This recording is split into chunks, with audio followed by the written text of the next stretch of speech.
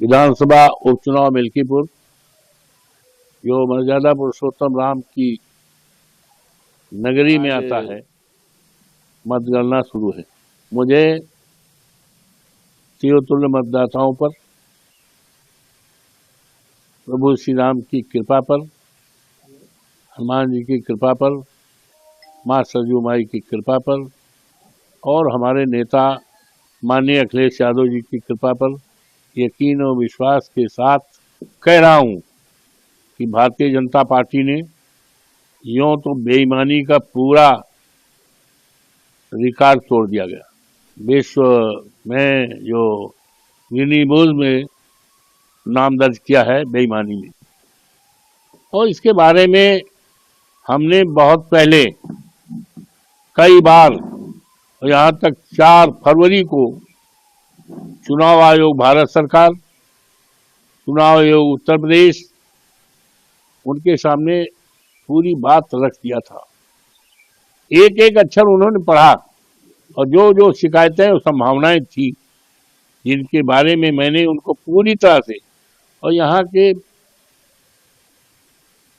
दैनिक जागरण को, अमर उजाला को, जन मोर्चा को और सबको दे दिया था।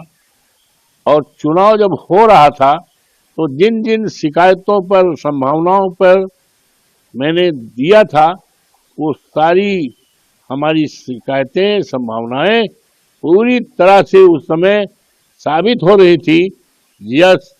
जिस समय बूथों पर भारतीय जनता पार्टी के गुंडे कैप्चर कर रहे थे, यहाँ तक पीठासीन अधिकारी बटन दबा रहे थे, इसकी शिकायतें दिया। लेकिन उन शिकायतों पर जो ऑब्जर्वर आए थे, अटेंड करते थे जरूर, हाँ जी करते, लेकिन कुछ नहीं किया और पूरी तरह से लूटपाट किया गया।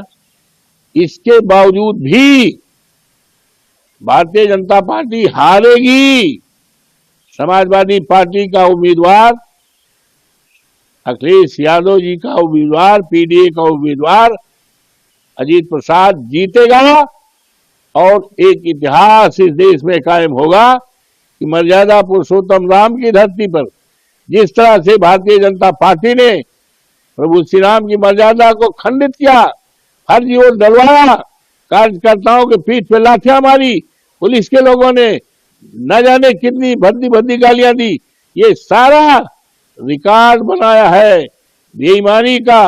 और अफसोस है कि चुनाव आयोग पूरी तरह से खामोश रहा। ऐसा लग रहा था चुनाव आयोग भी सरकार के दबाव में आया है। जिस तरह से यहाँ के अधिकारी चुनाव में दबाव में आकर योगी जी ने जो कहा था चुनाव जिताने का, समाजवादी पार्टी को हराने का, वही काम किया।